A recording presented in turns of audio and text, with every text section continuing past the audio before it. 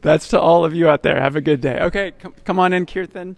Um, how's it going? Okay, so actually, we hadn't met before this trip, but you have been on the blog, on the Scouting Magazine blog, Bryan, on scouting, and I'd love for you to explain what it was that was so newsworthy that you did. So this was actually originally for my science fair project. So it's called styrocarbon, and styrofoam is a huge problem in our society. It takes up 25 to 30% of our landfills, and over 1,369 tons of styrofoam are being thrown away for a day, and 25 billion cups are being thrown away for a year. So as you can tell, it's a huge problem. And so what I did was I turned styrofoam into carbon, which is an immensely useful material. It can be used as a water filter. It can be used as an air purifier, a teeth whitener, and much more. It has over 60 different uses. And so what I did in my project was I turned styrofoam into carbon because I actually had this idea from being in Boy Scouts.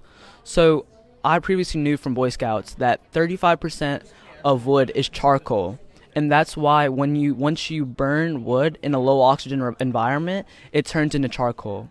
So, and also I knew from science class and previous studies on styrofoam from my previous projects. I knew that 92% of styrofoam was carbon because of its carbon hydrogen bonds that made up that held together the polystyrene.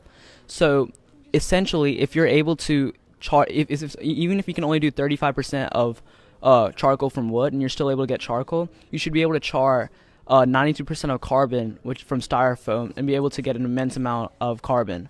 And so I had to, since there's more carbon in styrofoam than there is charcoal in wood, I had to change the process a bit. I had to go through different tests, see which had the greatest release of carbon and greatest amount of carbon that obtained from the styrofoam. And eventually you had to get the perfect heat, perfect temperature, use the right chemicals, and eventually I was able to find out the right statistics for it. And so then I used that project, and I was able to help figure out a method first to reduce the styrofoam consumption through landfills, and figure out a safe method for it to reduce styrofoam without doing harmful methods such as burning and getting chemical off gases from it, things like that. And it has a really cool scouting tie-in, as you mentioned. Wow. So I understood about a quarter of what you said, but it was so impressive and incredible. How old are you? I'm 14 years old. Yeah, so he's 14 and already 10 times smarter than me. So anyway, I won't feel bad about myself, but I forgot to say where you're from, and I see you're an Eagle Scout, so congrats on that as well. So you're from the great state of Mississippi, right? And you can show off your council shoulder patch there.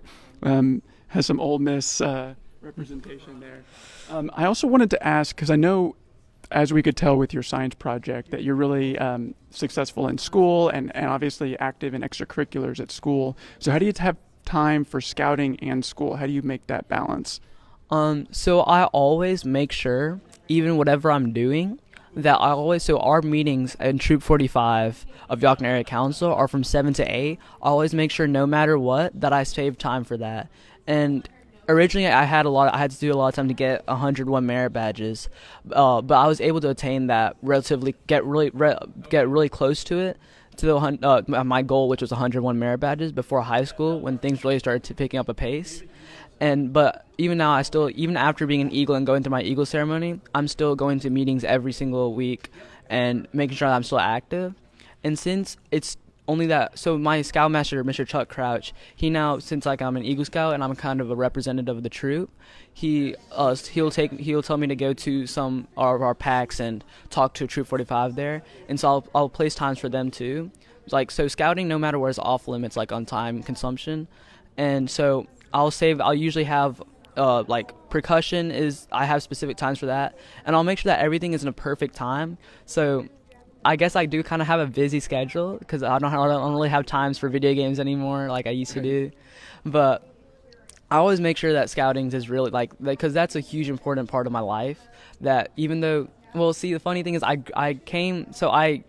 went into Cub Scouts originally because there was a recruiter at our school, and he said he would give us a free flashlight if we joined Cub Scouts. And even through that process of wanting the free flashlight to go into Cub Scouts, it's become such a big part of my life, and I can't let it go.